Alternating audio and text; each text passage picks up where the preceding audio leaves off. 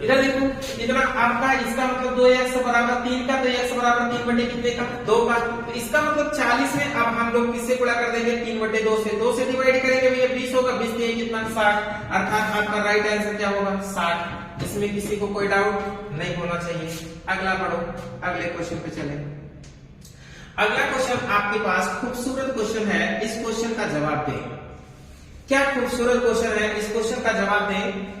कह रहा है कि वह धनराशि ज्ञात करें जो 5 वर्षों में 1600 रुपया तथा 20 वर्षों में 12,800 रुपया हो जाती है। गजब क्वेश्चन, गजब।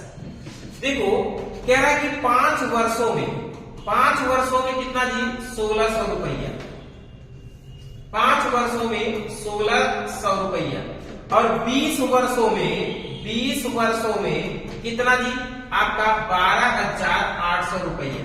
इधर देखो, इधर कितना गुना हुआ है जी 4 पंचे 20, 4 गुना हुआ है, लेकिन इधर देखो कितना गुना हुआ है जी, अगर इसका डिवाइड करेंगे 12,800 भागे 1600, डबल जीरो कटिए, 16 से डबल कितना बार कटिए वो 16 अट्ठे अर्थात 8।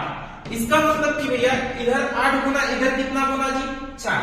तो इसका मतलब है भैया अब आपको क्या करना है, अगर 4 गुना होने पर आपका 8 गुना हो जा रहा है, तो मूलधन बताइए कैसे निकलेगा। मूलधन सोचो कैसे निकलेगा, ध्यान से समझो। अब आपको यहां पे करना क्या है, सोचो जरा ध्यानपूर्वक। इसका मतलब हम लोग कर दें कि P का 8 बटे 4 बराबर कितने का 16 का। इसका मतलब 4 दूनी 8, P गुणे 2 बराबर 1600 का। एक मतलब डिवाइड देना 2 अठे 16, एक मतलब P बराबर कितने का जी 800 रुपए का। तो इसका मतलब आपके पास मूलधन कितना होगा 800 रुपया होगा, अर्थात ऑप्शन सी राइट होगा।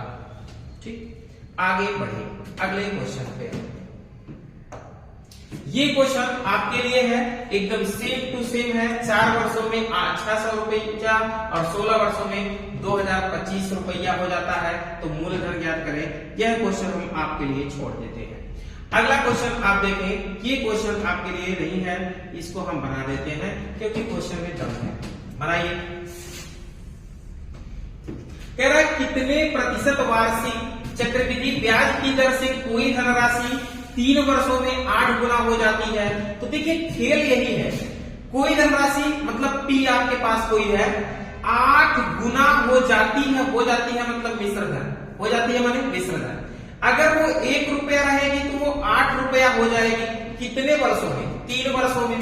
3 वर्ष में कह रहा है, तो 3 वर्ष के लिए आपको क्या करना है घनमूल निकाल देना है। तो घनमूल निकालेंगे भैया, एक मतलब क्या निकालेंगे घनमूल।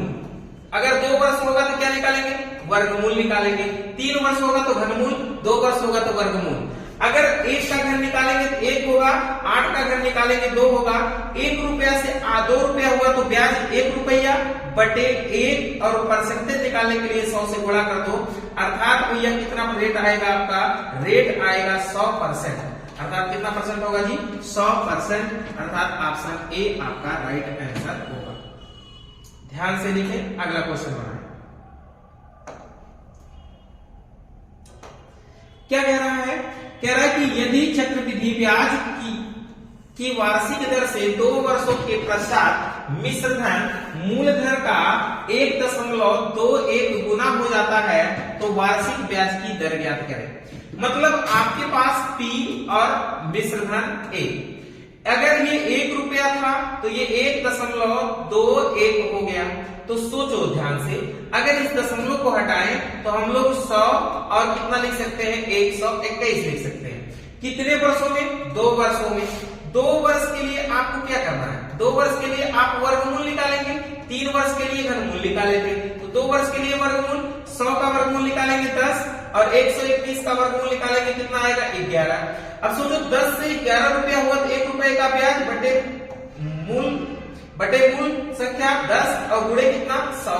अब 0 से 0 कटेंगे, अर्थात कितना परसेंट आएगा जी 10% आपका रेट आएगा, अर्थात आंसर कौन सा सही होगा, डी राइट आंसर होगा। आगे बढ़े, अगले क्वेश्चन पे ध्यान दें। अगला क्वेश्चन लगाएं। कह रहा है कि यदि चक्रवृद्धि ब्याज की दर से 2 वर्षों के पश्चात मिश्र धन, ये भी आप क्वेश्चन लगा लेंगे, इसमें कोई डाउट आपका नहीं होना चाहिए भाई, ये भी क्वेश्चन आपका बन जाना चाहिए। देखिए उसी टाइप का क्वेश्चन है, मूलधन और कह रहा है मिश्र धन। अगर ये 1 रुपया होगा तो ये 1.69 रुपया होगा, तो ये 100 हो जाएगा तो ये हो जाएगा 169। इसका मतलब 2 वर्ष के लिए है तो वर्गमूल निकालेंगे, 3 वर्ष के लिए होगा तो घनमूल निकालेंगे। तो 10 का वर्गमूल निकालेंगे, 100 का वर्गमूल निकालेंगे 10 और 169 का वर्गमूल निकालेंगे, कितना होगा 13। तो ये सोचो कि 10 से 13 रुपया हुआ भैया, तो कितने का वृद्धि, 3 बटे प्रारंभिक 10 और गुणे कितना 100, 0 से 0 कटी भैया 10 या 21, अर्थात रेट होगा आपका 30%। आंसर कौन सा सही होगा, सी। ठीक, आगे बढ़े, अगले क्वेश्चन को देखें आप लोग। अगला क्वेश्चन है सिंपल सा, कह रहा है कि यदि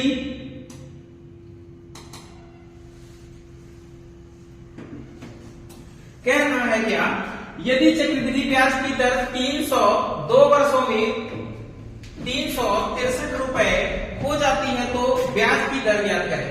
अब सोचो कि 300 से 363 रुपए हो जाती है 2 वर्षों में, तो फिर आगे समझेंगे तो बताएं। आपका यहीं पे हुआ वीडियो समाप्त। उस क्वेश्चन को अभी रिटर्न देखेंगे। आपको अगर इस यस मैथ क्लासेस पर आपको अच्छा वीडियो लगा होगा तो कृपया लाइक एवं शेयर जरूर। धन्यवाद।